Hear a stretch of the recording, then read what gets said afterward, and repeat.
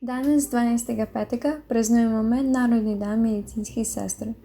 Popelje nas nazaj, ko se je na ta dan leta 1820 rodila prva medicinska sestra, Florence Nightingale. S svojim delom nam je omogočila, da razumemo, kako pomembno je izobraževanje za ta poklic. Poklic medicinskih sester je fizično in psihično naporen, saj so odgovorne za skrb vseh bolnih, ranljivih in zdravih ljudi. Njihovo delo je prav tako zahtevno in so mnogokrat izčrpane, saj poteka po dnevi in po noči, 7 dni v tednu in 7 mesecev v letu. Še posebej zdaj, ko smo v izrednih situacijah zaradi COVID-19, je njihovo delo zelo naporno in se trudijo po vseh najboljših močeh.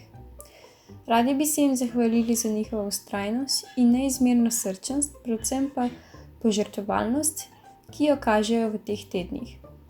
Hvala vsem medicinskim sestram v imenu dijakov in učiteljev ter vseh zaposlenih na Srednji zdravstveni šoli Ljubljana. Vi ste naš vzor.